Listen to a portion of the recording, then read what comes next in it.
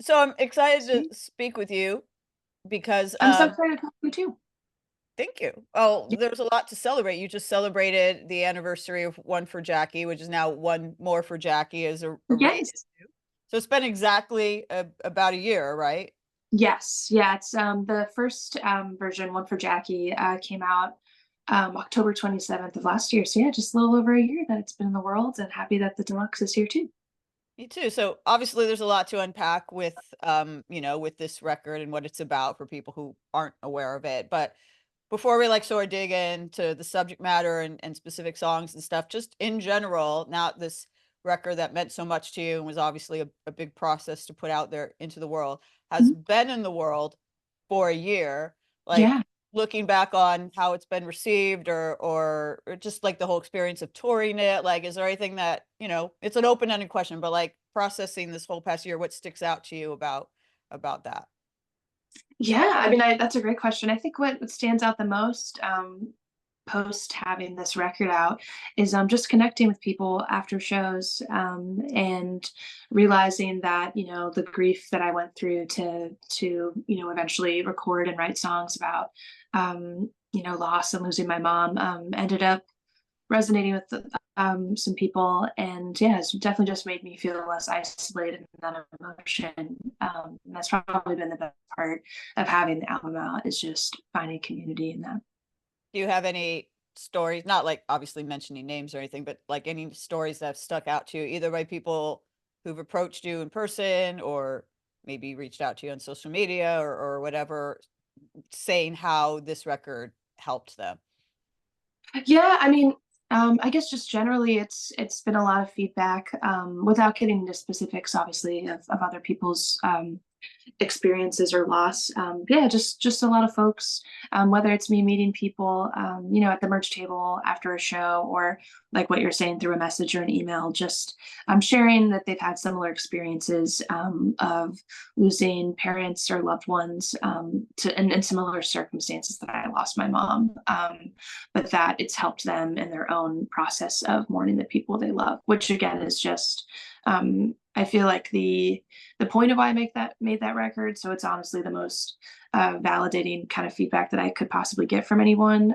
Not that I would wish other people go through similar situations of grief loss I've been through, but just knowing that the whole goal of making that record for me was to reach people who might be in a similar might be having a similar really tough experience, and knowing that it's been at least one way, that they've processed, the loss of somebody they love, and it's been cathartic for them to have those songs. So again, if I ask anything during this conversation that bothers you or triggers you or is too personal, like, push back on me and say you'd rather not answer that. But obviously Thanks. the record is about the death of your mother, as you just said. Yeah. She died in 2019. Am I correct in that? Yes, you're correct. Yeah. At what point did you start making this record? And, like how many years or months did you get right into it? Like, this is how I'm gonna deal with my grief, or did years pass before you started it? Yeah, I mean, songwriting, I say this often, but songwriting has always been, ever since I was like a tween, a tool for me to process really difficult chapters of my life, as I think it is for a lot of people who turn to music. Um, and so it was very natural for me, not long after I lost my mom, maybe within the first few weeks to a month, um, to start, I think, just picking up my instruments and, kind of just processing in real time, probably the hardest emotions I'd felt, at that point in my life, through writing them and through music. I often say, like, a lot of people maybe turn to journaling or to a diary, and songwriting is just like my journal. So I feel like it was almost immediately, very very soon after I lost my mom, within a month, that I was writing, and then I think it was a few years of writing, just because, I don't know, it just seemed like that the only, because songwriting is such a therapeutic tool for me, the only thing that was for the most part really coming up for me when I turned to write songs was still processing, different aspects of the way my mom passed, and, um, uncovering, different, um, traumas that my mom had survived, and you know, there was a few songs on that album that have more to do with me falling in love with my partner, because that also happened not long after I lost my mother. But I think after a few years, probably by 2021, I realized that most of the songs I had written in the span of 2019 through 2021 were largely to do with grief.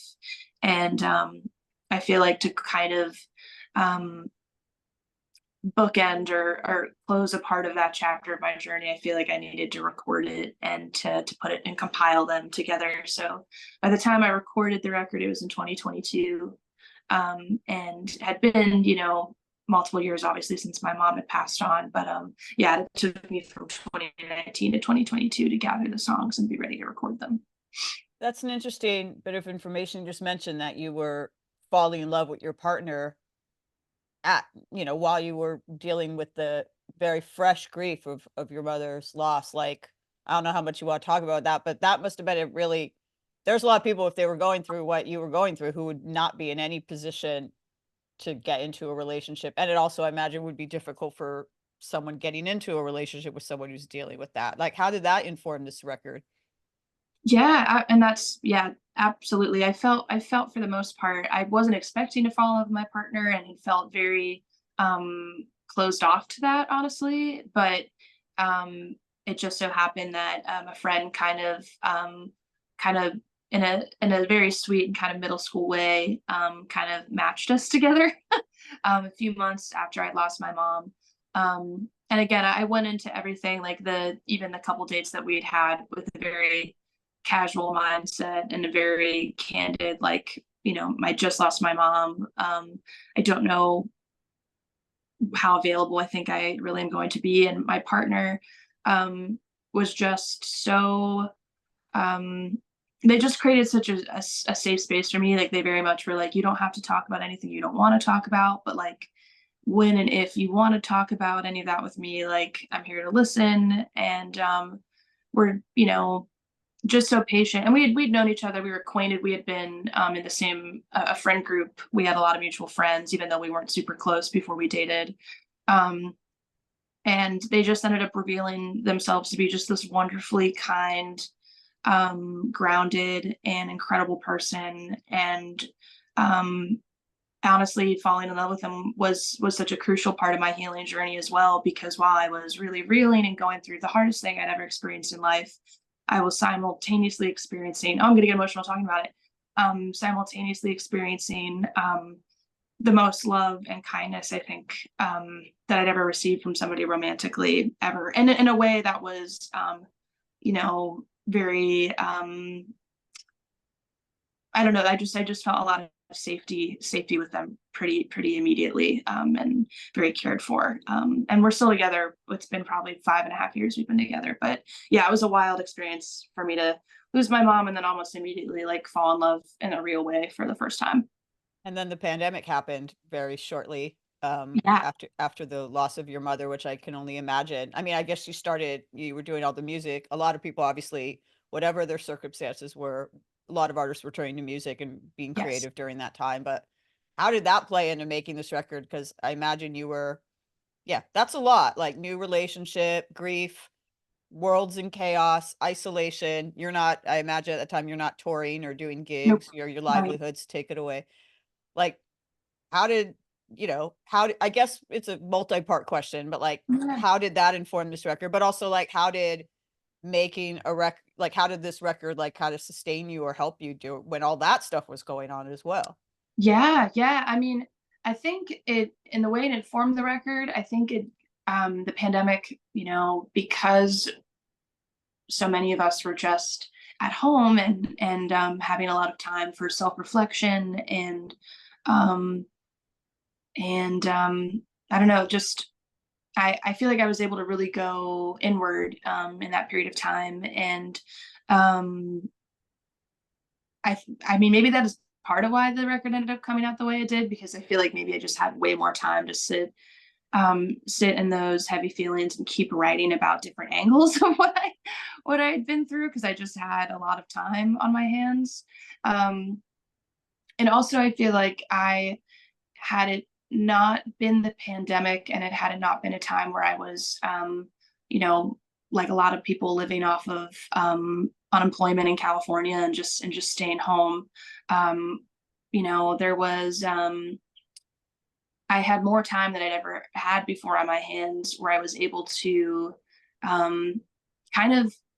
This is gonna sound weird, but I was able to um, access go through the legal process to get some medical records of my mom's from some of her previous stays in rehab facilities in the early 2000s. And through those, um, had uncovered that my mom was also like a survivor of child abuse, which also ended up informing part of this record, where there's a song where I have a rage fantasy about the title track of the record, one for Jackie, one for Crystal. I have a rage fantasy about going back in time essentially and murdering a man who hurt my mom as a kid. And that song, again, I guess the title of the record and all of that, that huge, massive piece of the puzzle of, I think, me even uncovering and having more compassion and understanding for my mom's struggles here on earth wouldn't have happened, I guess, had I not had a lot of time on my hands and been like, okay, I can actually take the time to like figure out how do I go through a court where my mom died and like get the right to, retrieve her medical records as the like her only living child, just kind of all that paperwork that I probably never would have gotten around to doing had I not had all that time on my hands. Wow, that's really heavy. Am I correct in understanding you that you was that when you found out about that abuse? Did you know about that before you found out about it that way through documents? Yeah, it's very, this is gonna sound really odd, but well, maybe not odd. I After I lost my mom, I had a really, probably about a year after I lost my mom, so this would have been like January 2020, around the year anniversary of her passing. I had like a really unshakable, and the only way I can describe it is like just like an intuition or like a deep gut feeling that my mom was a survivor of child abuse. And I kept imagining my mom. This sounds really weird, but I kept imagining my mom in like a bar as a kid, and got really fixated on this like feeling or knowing that my mom had been abused, even though that's like not something we ever talked about when she was alive. So I got so intensely fixated on it, and it's a much longer story, the middle of it, but I got very fixated on it. Um, Tried to do background checks on people I knew to see if it would lead me to any information. Obviously, it wasn't stuff that was recorded and in a legal sense, but 9 months later, after going through all the court processes to get her rehab records, I found that she confided that she had in fact been abused as a Mm. kid at a bar in her hometown. So it was very wild that I feel like my mom was like trying to, I'm very spiritual and Right, that way, yeah. I feel like in one sense my mom was trying to somehow kind of cue me into something, and I just couldn't let it go. And then I realized, well, I probably couldn't let it go because, That's crazy. I mean, it's there was, crazy that you had such a specific, you know, idea of it. That's really interesting. And wow. yeah. But then sometimes I think about this stuff and I'm like, well, like my mom did, like, I was in her, she carried me in her womb. And so, like, I don't know how that stuff works, but like, you know, maybe there's something scientific to that. I'm not sure. But yeah, do feel like I had an intuition and then unfortunately found out that it was true. Yeah. I mean, yeah, obviously, like I said, we're talking about heavy stuff, but I don't assume you know who it was at the bar. I just wondered if you did know, and if that person is still alive, if there's any chance they might have heard this song. Tell me the title of the song again, the revenge song? Yeah, the song is called One for Jackie, One for Crystal. Yeah, I mean, like I have my own personal speculations that I probably, for reasons can't Yeah. go too into depth about, but if that person is in fact alive, I'm sure they've heard something about this song or this record Wow. I if mean, they're still here. I hope, well, I hope if they're still alive, they heard it, I guess. I mean, Yeah. that's cold comfort, I guess. It's like not justice really, um but when you found all this out, you said your mother never talked about that with you about what had happened, although you'd Yeah. suspected it. Like, did that give you any I don't know what the word is, clarity or a new forgiveness or whatever for whatever you endured as a childhood, I don't know how much you want to talk about what your child I'm sure she did her best, but you Yeah. said your childhood was rough. Like, Yep. did finding out about that, was that like kind of a missing puzzle piece where you're like, now it makes sense that this happened or she was like this or anything like that? Yeah, absolutely. Yeah, I think the word you use, clarity, is definitely something that I felt. Yeah, I feel like, for a while I had been even before my mom had passed, I had, started, I think, to reflect on my upbringing and start to go through my own process of probably grieving my childhood in a way, or um I don't know, trying to make peace with the way I grew up. And I feel like once I found out that my mom was a survivor of that particular kind of abuse, I think even before I knew that, and even before my mom passed, I had still had so much love for my mom. She really was a beautiful person, and a wonderful person, even though her own struggles definitely deeply impacted me as a kid. I feel like it just even yeah, just gave me so much more perspective. And really, I feel like, how do I want to say it? I feel like it both took a burden off my own shoulders in knowing that, like, my mom's pain and her suffering began before I was even on earth. Like, I think a lot of times when, and I don't want to speak for everybody with this experience, but so I'll say in my experience, being a child of somebody who struggled with alcoholism and mental illness, I often, growing up, I think because I was, often just a lot of times just alone with my mom, and a lot of moments that I would, you know, internalize or blame myself for however my mom was treating me that day, or I don't know. I just blamed myself a lot as a kid and as a tween. Um, Wrongfully blame myself for, like, my mom's pain, because I think, trying to rationalize, why is my mom so upset? Well, I'm 6 and I'm here. Maybe it's because I'm X, Y, and Z. You know what I mean? I think some kids tend to do that. And I think me unearthing this information it just totally shifted my healing journey, because I was able to realize, like, I am actually not the origin of my mom's, pain and struggle. And also I can have so much more love and compassion for her, and knowing that, you know, how do I want to say it? I don't know. It just, yeah, the clarity it brought me, I just really felt like, um, trying to find the right words.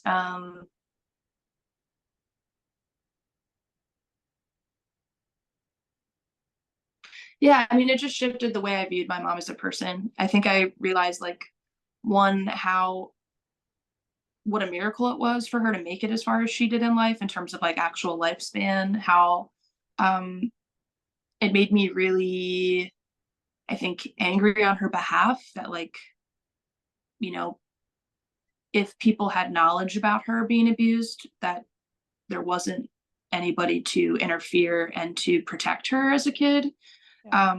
Which really, really, as an adult, from an adult perspective, finding that out about my mom really upset me. Um, and also, yeah, again, for the little kid part of myself, I just think released me from a lot of blame. Yeah, I apologize for rambling and You're rambling. not you're not I try to rambling. make things concise, but then sometimes No, it's don't hard worry because about it. topics Just are nuanced. No, you're not rambling and no apologies necessary at all. I'm a rambler myself. I ask you questions that are quite long, so they require, Okay. long answers. Yeah, what was your family dynamic in terms of was she a single mom? Were you an only child? Did she have you young? Like, was it just the two of you growing up? Because that would obviously put a lot of the burden you talk about would, I imagine, be extreme if it was just the two of you most of the time. Totally. Yeah. So I was my mom's only child. I do have three wonderful older sisters that we all have the same dad.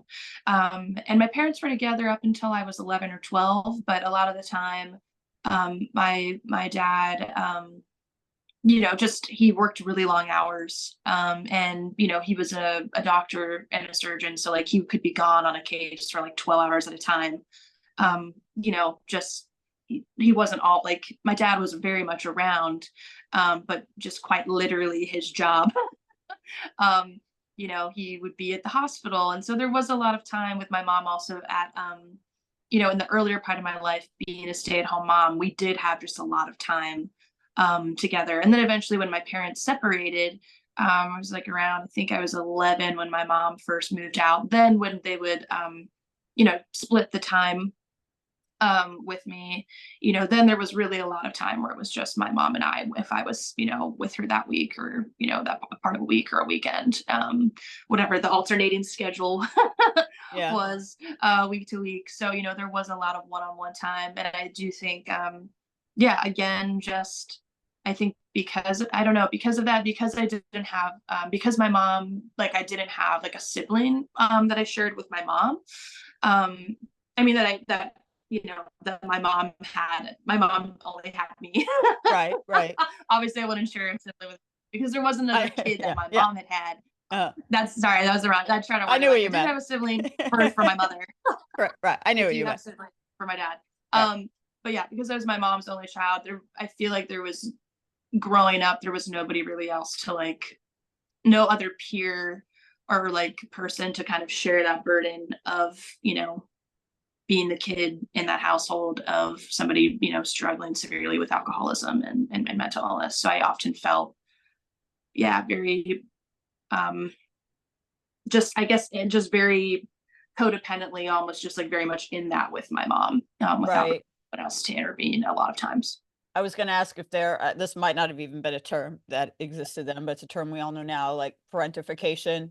Was there a lot of that where like there was a role reversal where this, and I think this is common of children of addicts or alcoholics or who children of parents who have any kind of mental struggles or whatever. Was there a lot of that?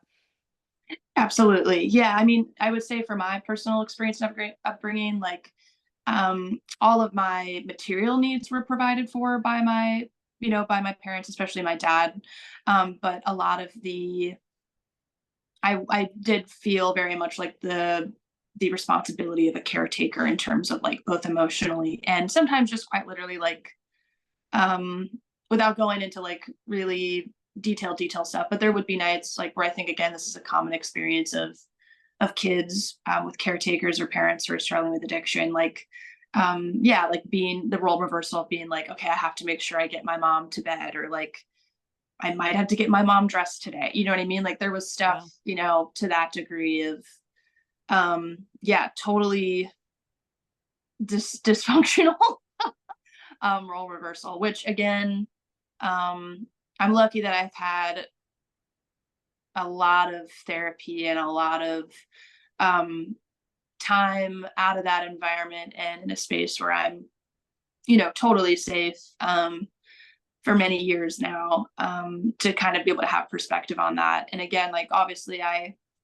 um, you know, when I think of my younger selves and my child selves, like there's, how do I want to say it? Like I don't excuse like the way I was treated in those situations. Like I don't, want to play that down like it wasn't a form of abuse by any means, but I also, again, do have a lot of, yeah, just deep compassion for the struggles that my mom went through. And, I don't harp, even though I can candidly speak like to the truth of what those experiences were, because I think it's important to like eradicate that shame. I don't harbor any like, at this point, most days, like blame or anger anymore, for those situations, if that makes sense. And I definitely, I don't know if that, yeah, Yeah, it makes sense, if and that, I yeah. mean, it's great. That actually totally plays into a question I was literally the next question I was about to ask was, in making the record, to put it back specifically on the record, was there stuff that came up the same way if you're in a therapy session and you start, like, talking about, like, were there suppressed memories of yourself or resentments that came up that you kinda forgotten about, and did making the record, like, help you kinda get to the place you just mentioned now where, like, you worked through those resentments and made peace with them. But did stuff come up that you're like, "Oh my god, I, like, forgot about that," or "I didn't realize that bothered me so much," or things like that? Yeah, totally. I mean, I think, because my relationship with my mom when she was alive was often complicated, and, there was dynamics there that, were nuanced. I feel like when she passed, it wasn't just grief that was coming up for me. It was also like a retrospective of like all the stuff, maybe some of the stuff we had had unresolved of our relationship when she was alive as well, kind of all coming to the surface at once, which was definitely a lot, I think, to heal through and deal with at once. I was like, man, I'm already really struggling with just her absence from earth now, her being passed on, and the complicated circumstances in which she died. But now it's also like unearthing every other thing that maybe I haven't gotten around to yet, um, simultaneously. And I do think, on the record, there's one song that's on the album that, again, oddly enough and coincidentally, I wrote actually like 3 weeks before my mom passed away, and it's one of the tracks, "Death Don't Make a Bitch an Angel," which is probably the most like I'm sorry, I'm there's a lot of smiling. anger present. Yeah, Yeah, it's okay. I'm only smiling like, oh my, like if you ever see me, by the way, looking to the sides because I have notes and questions, and that Yeah, was on there. I was going to ask about this song in particular because obviously very provocative title. So I'm so sorry I interrupted you, but yeah, tell me yeah. about that song specifically. Yeah, so I feel like that was the one song that was actually written before my mom had passed away, like only by 3 weeks or so. And this is just a weird side note, but like I didn't know the first time I was playing it live, just at a very small kind of writers workshop thing in LA. Um, I had no idea that was like the same time and night, around the same time and the same evening my mom was actually um passing away while I was like playing this song, which is very that is also like a weird eerie coincidence that Yeah. is around that song. But I was clearly, before my mom had passed on, was already starting to work through some complicated feelings of being like kind of both like feelings of like anger and resentment, and like whenever whenever it was going to be her time to pass, I didn't know it was going to be so soon. It doesn't automatically like, erase the pain that we'd experienced, um, or that I felt had happened in our relationship against me as a kid. Like it doesn't just immediately absolve it. And also it was a similar, I was dealing with like also that realization for myself. Like if, because I mean, we all do, like, it's impossible to navigate life without hurting anybody or like having some kind of conflict interpersonally. But like, I don't know, I was also having this realization while writing the song, like whenever I go, death, it doesn't immediately absolve me of the ways I've hurt other people. So it kind of was like this, the Hmm. song about all of that together, like doesn't immediately wipe the slate clean for the people that have hurt me, and vice versa.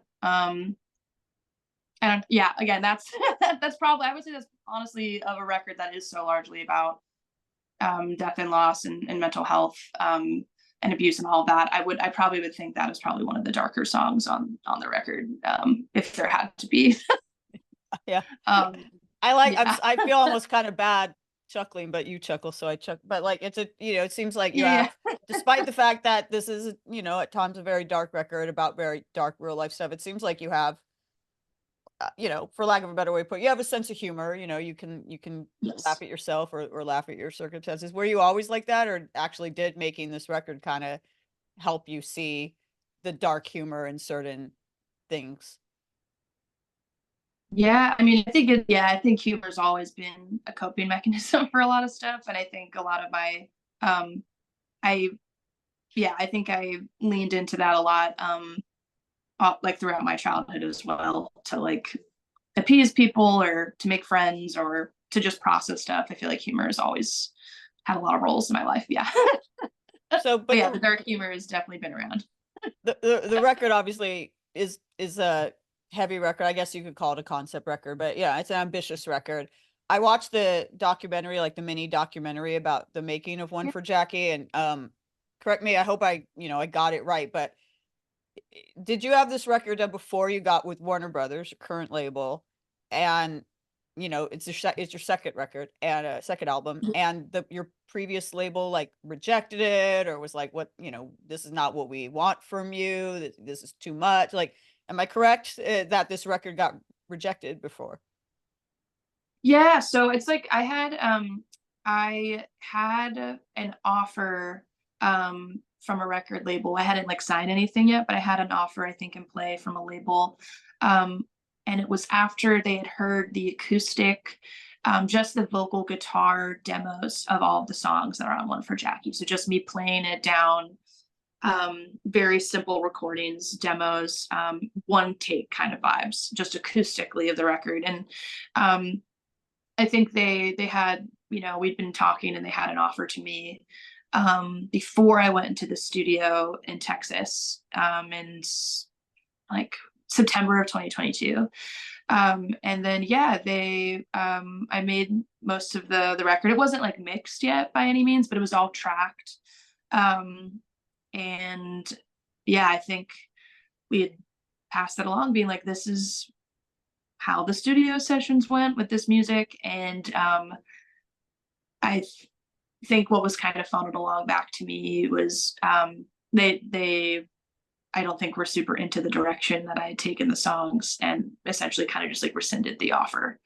And at the Was time sorry, what? sorry, I was just gonna ask, was it the subject matter that bothered them? Were they just, or was it, you know, what caused them to rescind? Because they'd heard sketches of the songs or basic versions of the Yeah, songs already. yeah, I guess I don't know too specifically. I would assume maybe it wasn't the subject matter, because you're right. They had heard those acoustic vocal demos. I would assume it's more of, I just don't know if they liked, and again, I'm speculating, but I think it had more to do with like maybe the way I was going to flesh out the record, like the arrangements or the direction I was taking them it sonically, is what my assumption would be. Like, I don't know if they were wanting something that was going to end up being more pared back like they'd originally heard, or not these like full band things. I don't know, but I think it had more to do with the musical direction the record was going in. Unless maybe, who knows, maybe they zoomed in and were like, man, these lyrics are really dark. But I don't think it was that. Uh, I think it was more of a musical direction, because they definitely had heard like the subject matter for sure oh. before. Regardless of what the reason was, though, I imagine, you know, you've put your heart and soul into this record. It's super important to you. It's super personal. Like, that must have felt terrible, like so discouraging to have a record that you were, and I assume you were very proud of it as Yeah. well, very invested in it, and you thought you had a deal, Yep. and then that happens. Like, how did you handle that? And yeah, was there any kind of imposter syndrome moment where you're like, actually, maybe that this isn't the record I should put out. Maybe I am going in the wrong direction. Like, that must have sucked. Pardon my saying it not so eloquently, but that No. must have sucked. Yeah, it definitely was tough. Like, I mean, and yeah, and there's definitely obviously in the mini doc too, that moment too where yeah, I'm crying, because I think I just felt super disappointed. And I was mostly also, it wasn't that I was questioning maybe the musical direction I wanted to take it, because it felt so good to make that record with the people that were at the studio with me, and I was so excited about it musically while making it, and starting to listen to the mixes. I was like, oh, I really feel aligned with this personally in the direction I want to take it as an artist. But I think I was, yeah, having feelings of like, oh my gosh, like financially I had just put all what I had saved up, like Oh, at wow. that up at that point, because I had no label at the start of making the record. Like, I had invested a lot of my own savings that I had saved up from a previous publishing deal. So like the last of what I had of my savings I'd put into it. I was honestly starting to like go into a bit of, I was falling behind on rent. Luckily I live with a partner, but I was like, okay, I'm like, you know, gonna start going into debt now, because I just spent all this money on this record. My managers had put some of their own money to help me get the studio time. So I really, I think, was also feeling a lot of fear, like, oh my gosh, we just made this thing thinking that maybe somebody was going to pick this up. They rescinded the offer, and now I'm like however much money in the hole, and am worried, how am I going to get this across the finish line? Because I definitely at that time didn't have the resources to pay the remainder of what it would cost to complete a record, both mix mastering and paying the producer fees. Yeah. So I was mostly just like, I don't know if this is going to get done. And I feel rejected. But there wasn't any point where you doubted the material, the art itself. I don't, it doesn't sound like there was ever a part where you're like, yeah, actually, maybe this isn't as good as I thought it was, or there was no moment like that. No, yeah. And surprisingly, no, I just was like, this is the album I wanted to make. I'm really happy it sounds like this, but I mean, it hurts when you feel so confident in something you're making, to know that at one point somebody you think you're going to be in business with is like not for me, which is everyone's allowed to have their own opinion, obviously. And but yeah, it was more of like I think probably a sting to my ego, and again, worried financially. Well, luckily, like I said, you got a deal with Warner Brothers. You found a new home for this record, and then we're on a year of it being out, and you've been touring it a lot, obviously. Yeah. It's one thing to do it, either whether it's the sketches or, whatever the acoustic versions or the versions that you record with a band. But once obviously it was, you said at the beginning of this interview, it was very well received. You had like people coming up to you and telling you how much this record meant to them. But it must have been pretty intense when you first started performing such very personal songs out in the wild in front of strangers. What was that like? Was it hard at first? Did it get less hard as time went on? Yeah, I think when I was closer to the songs, when I was first writing the songs and starting to workshop and perform them, there would definitely be times while on stage where the emotion still felt very present in my timeline. Um, so there would be some nights where it would be difficult to finish a song. I would always sing it and get through it, but it would be almost like I can feel tears welling up, and if I don't hold these back just enough, like I'm not going to be able to actually literally physically sing this song. So I think there was some obstacles like that where just emotionally it would get really intense for me personally. And then I think there was a learning curve as well when I was first starting to share them. Again, I was writing them and sharing them so soon after my mom had passed, even before I recorded the songs, like just playing them to workshop them on other tours pre this album even being recorded and out, that I was having a lot of people again come up to me after shows or message me, and they would also be vulnerable and share sometimes in very detailed accounts of how they lost loved ones in Oh, by wow. suicide, or other circumstances that were traumatic. And I I remember I would leave some shows and just cry in my hotel room because I was still, I think, so close to my own loss of my mom, but then also like I think I was really walking away, taking home a lot of folks their own stories of grief, and it was hitting me in a way where it was hard to like just leave it at the venue.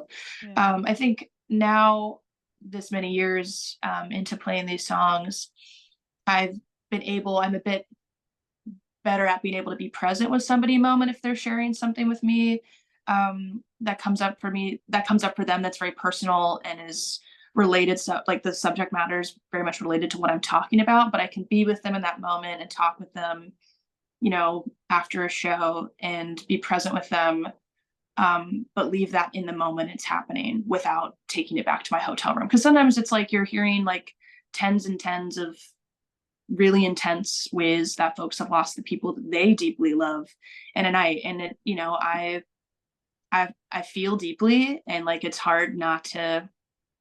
Um, Early on, it was hard not to take some of that on, but now I feel like I'm able to be present with people, but not take it home as my own. If that makes sense. It does, and I never even thought about that. Of course, the people that come up to you and tell you these things, they're not trying to burden you or trigger you or No. upset you, they're relating to you. But yeah, I Yes. never even thought about there would be that aspect. I would be sorry. Was there ever times where you were like nicely, like, hey, I can't deal with this or whatever. Like, I appreciate you telling me this story, but I need to say goodbye. Or where you were like, I'm not doing a meet and greet tonight.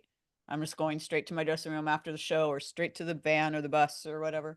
Yes. Yeah. I think if I had felt like, if there was moments on stage where I felt like I don't think I'm going to be able to hold space in the way that people are going to feel heard necessarily, and after a show, I think sometimes I would just opt out of it. And that's more rare, but there would be some nights where it's like I know I'm not going to be able to show up in a way where I can not take this on. And I also would never want somebody to have an experience with me where they're coming to me with something so personal after a show and possibly feeling like I'm not holding that, even just that moment with them. And again, I know everybody's has a different threshold for what they feel comfortable with. So like I totally respect there's some artists that are like, I'm just not capable. Not that's not the word. They have a boundary for themselves and they don't and respectfully, they don't, they hope that people don't share stuff that is too personal. For me, I feel like,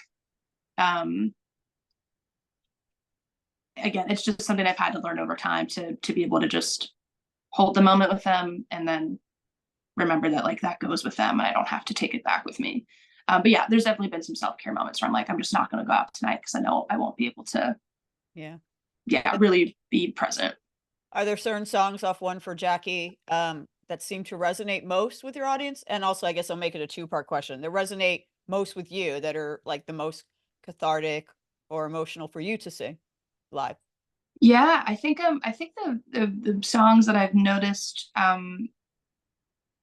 people mostly mention when I talk to them or if they send me a message is probably the One for Jackie, One for Crystal song or the song Flea Market.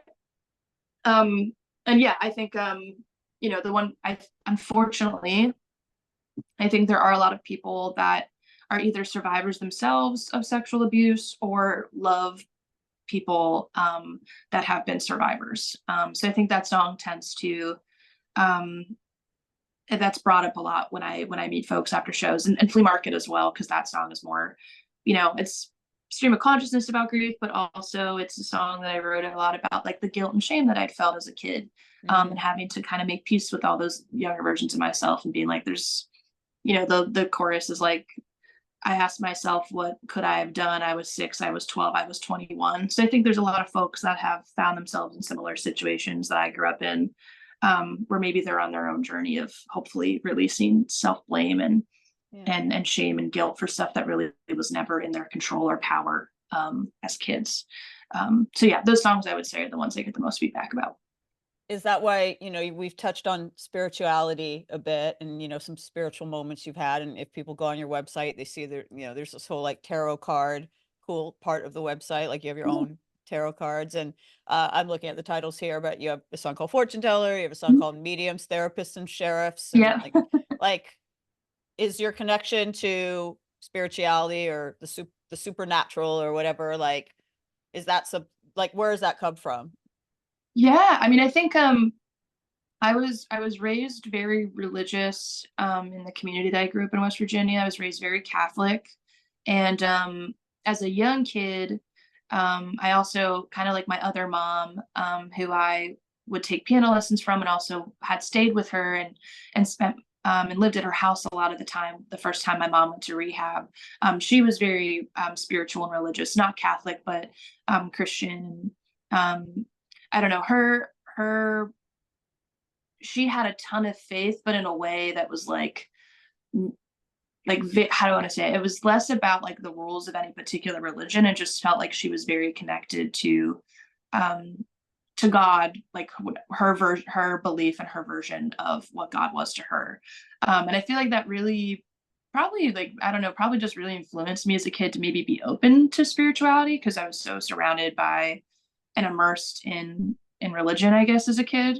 Um, and then I got a bit older, like probably a teen, and for me personally, I had my own like doubt about religion and didn't maybe feel as welcomed anymore within the institution of the Catholic Church, just because obviously I'm a queer person and there's you know, I grew up in a community where the Sunday school teachers were very much like, if you're gay, you're going to hell, you're divorced, you're going to hell. There's a lot of that rhetoric.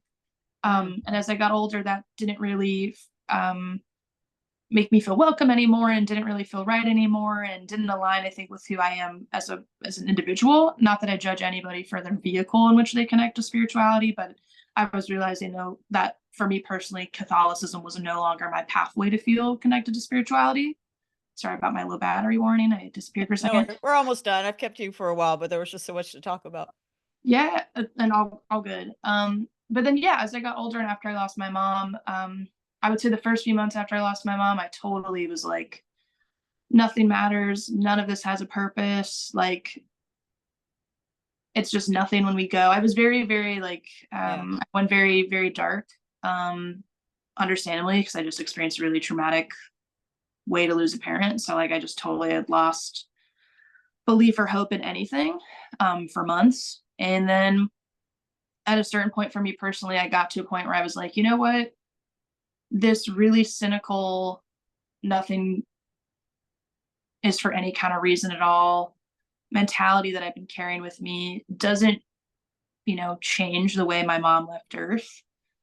But I could maybe be more open to a little magic and a little like spirituality, or like go talk to a medium, and like, that also doesn't change the way my mom left Earth, but it will definitely make it easier for me to cope and like give me something to, I don't know, just a better story. Do you know what I mean? Like just something, um that probably just to be so like so real about it. I was like, I could just change my perspective on this. And again, it doesn't change the facts of how my mom left, but it does just make it easier for me and puts a little magic and hope back in the world for me. And so yeah, I got really into talking with mediums, and I got really into um signs, and really into, and what was happening also is because I feel like I was becoming open again. It's, I don't know, again, I was having these experiences where it's like, how come I'm having this intuition or this deep knowing of like something having happened to my mom, and then like months later it being a very specific detail that was in her own you know what I mean? So I don't know, there was definitely just like um intuition stuff that was coming up for me, where I was like, you know what, I think this is, it's not like any religious framework, but I think I just became open to spirituality again. And I think that's largely because losing my mom, I was like, you know what, I want to be spiritual because I want to be connected to the spirit of somebody I loved that's Yeah. not here. So now spirituality for me is more just like, I think, being in continuing some kind of connection or relationship with those that I love that have passed on. So it's less for me at this point about any certain kind of religious practice. It's more like, how can I feel like I'm connected to my mom and the other people that have crossed over to wherever now? But like less in a religious framework, I guess. And that was another long rambling. No, it was great. It sort of semi answered the question I was about to ask, which was, in your current framework of spirituality, like, what are your beliefs or thoughts about the afterlife? Obviously, in Catholicism and Christianity, it's very like heaven and hell. It's also very Totally. punitive. Some people Totally. believe in reincarnation. Some people believe in purgatory. Some people believe when you die, and there is no Totally. afterlife. Yes. What are your, I mean, I imagine your thoughts aren't black and white about it, but like, yeah, what do you think the afterlife is, or what Yeah. happens when we pass? Yeah. I mean, I honestly, and it's like, I think the older I'm getting, the more I'm like, I really can't even begin to know what happens. And also, I think there's two sides for me. I'm like, if it really is nothingness, then it's like, all right, I'm not gonna know regardless. So like, I guess I'm not gonna worry about that option because, I won't know the difference if that is the case. It kind of brings me a weird comfort being alive. It's like I won't know anyways if that's the case. But for me again, I really, really don't know. The only thing I do know is I feel some kind of connection to my mom's energy, and to other people that I've lost. And I don't know, I can't even begin to scratch the surface on how that works or what that is, but it just all I can hope for is that, maybe I'll get to run into them again in some capacity. I don't know what that means. If there's just like some kind of different consciousness that I'll inhabit one moment, and I don't know what that looks like, but um I think my idea of the afterlife is me just hoping I'll run into some people again, and in some way or shape or form. But then the last question I'll ask you before your battery runs out is, it's a variation on a question I'm sure you get asked in all the interviews about this record, which is, if and when you run into your mother and whatever that looks like, in the next realm or whatever, like, I'm sure people have asked you what you think she would think of this record. So what would she tell you about this record?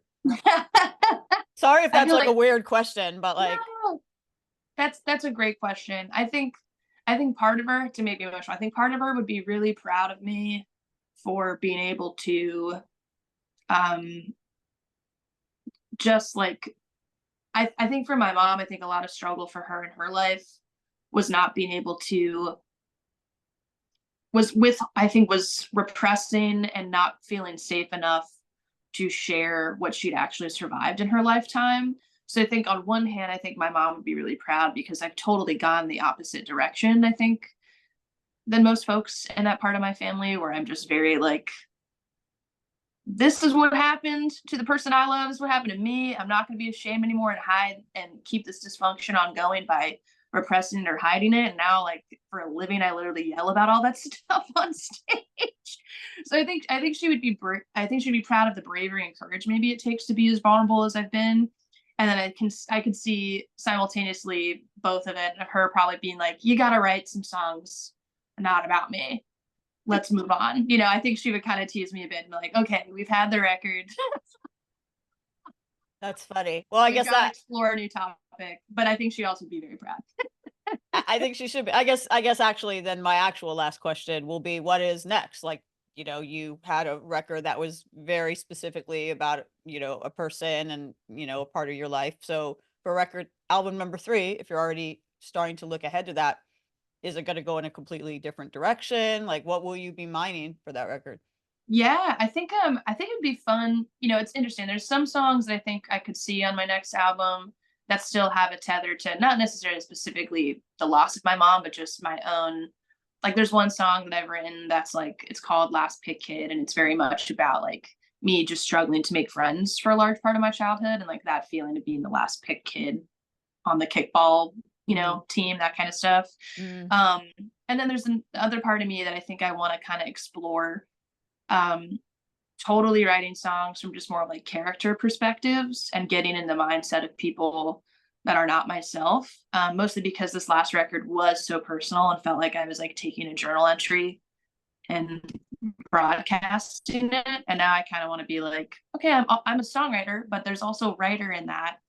Can I, make up characters or get inside the minds of fictional characters or experiences that have yet to have, but write it from a place with compassion and empathy and just write stories, write stuff that has nothing really directly to do with me at all, but just make some stuff up. well, I look forward to whatever it is that you write for your next record. In the meantime, you should be very proud of One for Jackie or One More for Jackie now. So, Thank congratulations you. on getting that into the world and having the birthday of the album. And Yeah. yeah, thank you for being as you are in your lyrics for so open with me during this extremely long interview. I kept you for a while, so thank you so much. Go recharge your phone, I guess, and Yeah. I look forward to what you do next. Awesome. Thank you so much for having me today. I really appreciate it. I do too. Thank you so much. You have a great week and a great day. Thanks.